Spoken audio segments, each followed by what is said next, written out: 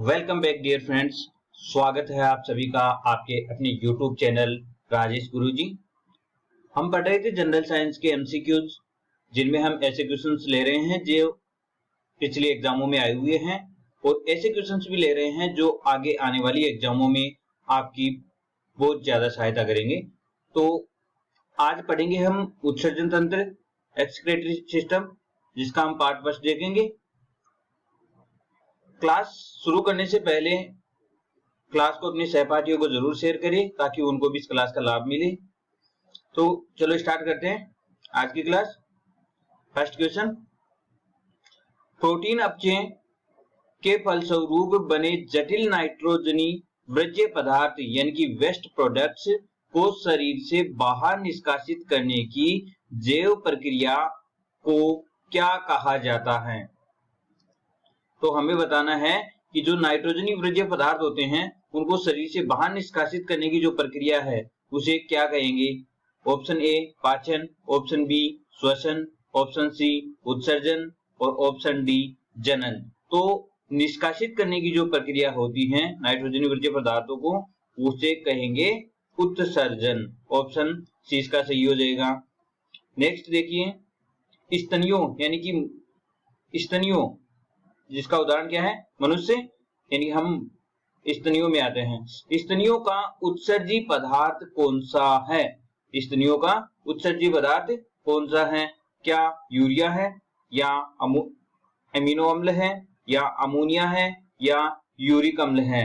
तो जो स्तनीय होते हैं, जो मनुष्य होते हैं, उनका उत्सर्जी जो पदार्थ है वो कौन सा होगा? मुख्य उत्सर्जी पदार्थ यूरिया। ऑप्शन ए इसका सही हो जाएगा। नेक्स्ट देखिए, मनुष्य में यूरिया मुख्यतः निर्मित होता है। जो मनुष्य में यूरिया निर्मित होता है वो मुख्यतः कहां पर निर्मित होगा?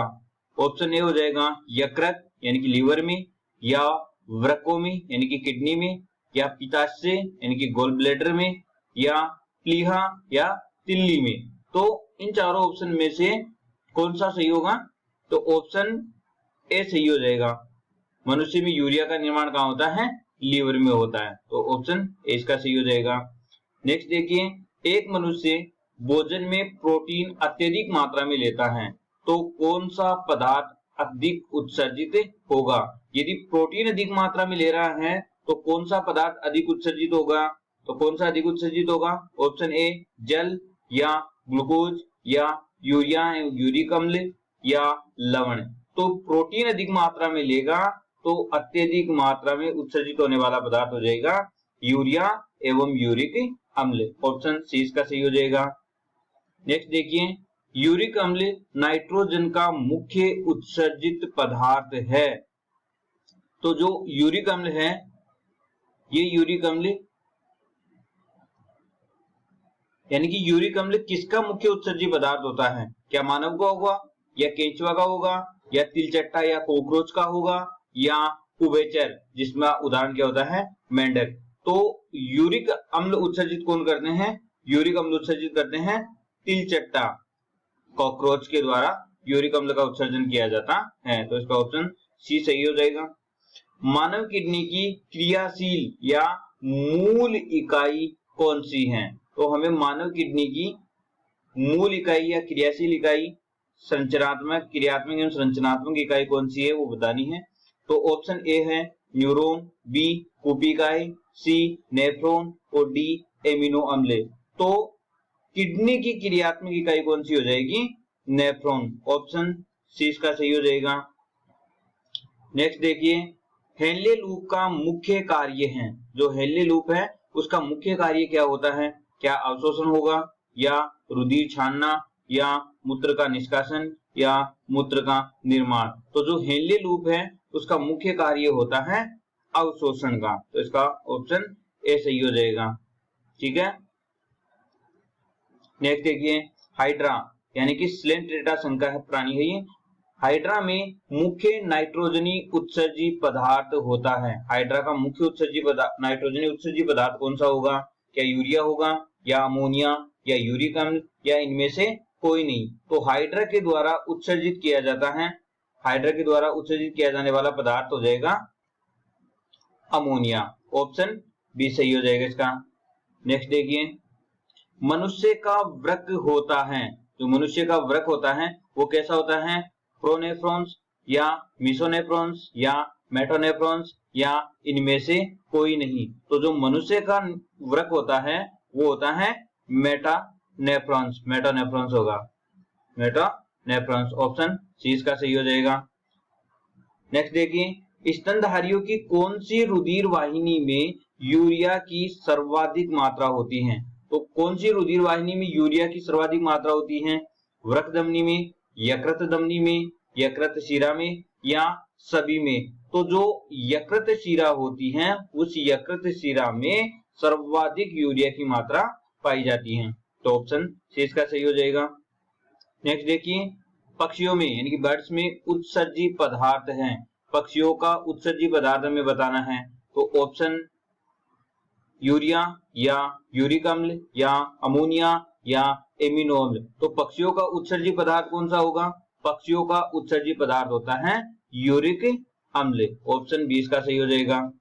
नेक्स्ट, मूत्र का पीएच मान बताना है हमें। मूत्र का पीएच मान कितना होगा? 8 या 6 या 3 या 2?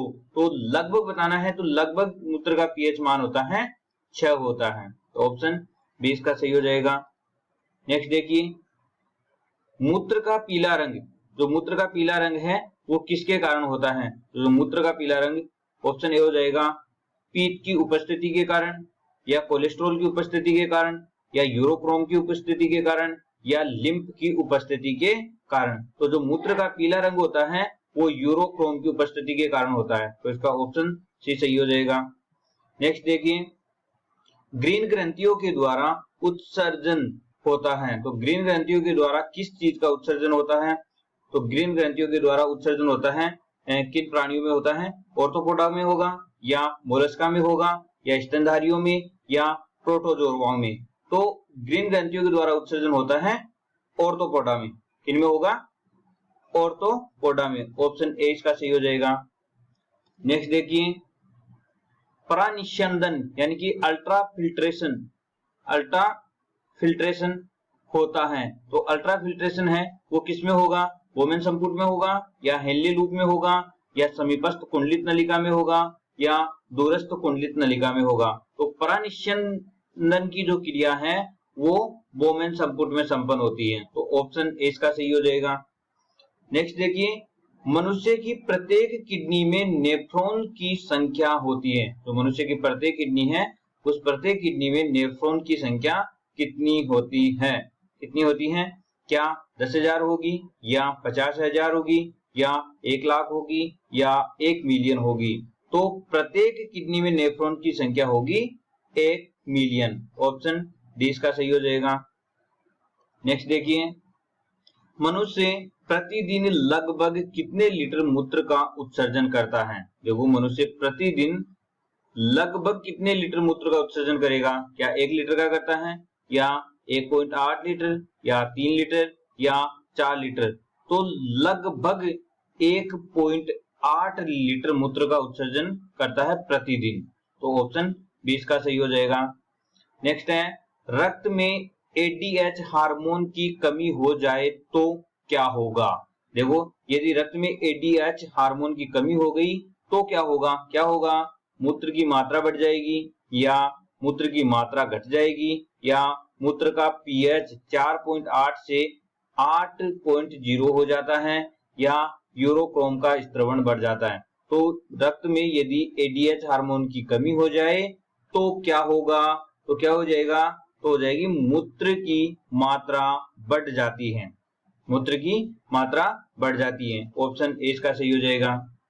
नेक्स्ट देखिए, रुधिर में मूत्र का पृथक्करण किससे होता है? देखो, रुधिर में मूत्र का पृथक्करण किससे होगा?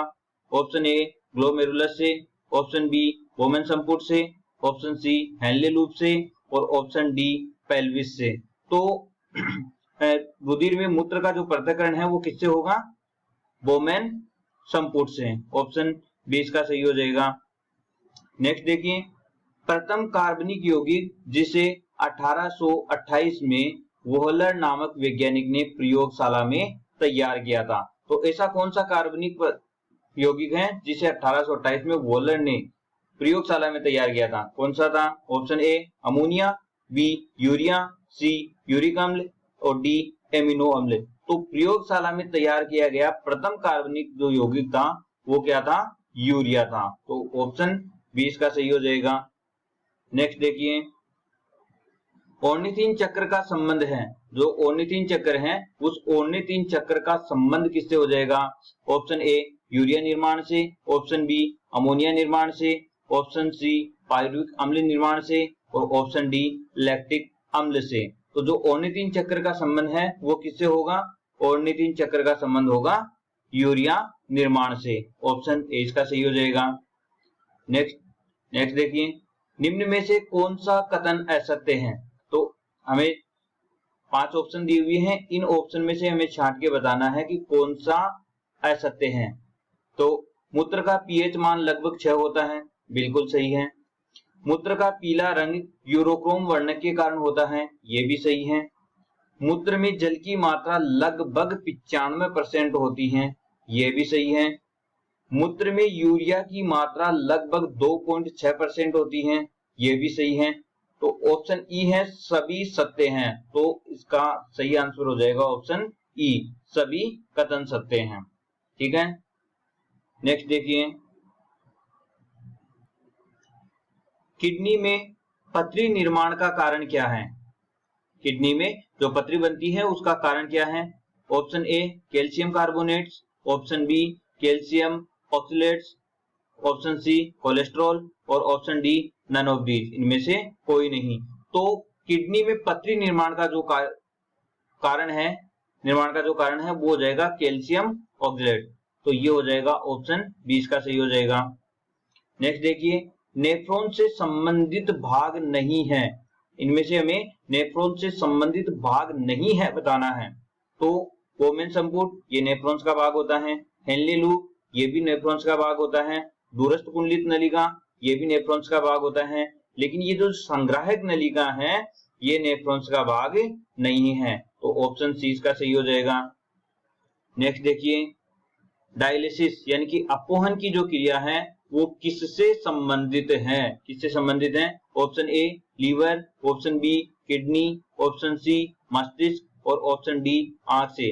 तो ये जो डायलिसिस या अपोहन की जो क्रिया है वो किससे संबंधित होती है? तो ये हो जाएगी किडनी से। ऑप्शन बी इसका सही हो जाएगा। आज का लास्ट क्वेश्चन, एंजाइम जैव उत्प्रेरक है मूलतः क्या है? मूलतः जो एंजाइम है वो मूलतः क्या होता है? वसा होती है या शर्करा है या प्रोटीन है या विटामिन है? तो जो एंजाइम होते हैं वो प्रोटीन होते हैं, तो इसका ऑप्शन सी सही है। ठीक है, आज के लिए इतना ही। क्लास अच्छी लगी तो लाइक शेयर और सब्सक्राइब करना ना भूलें। Thank you.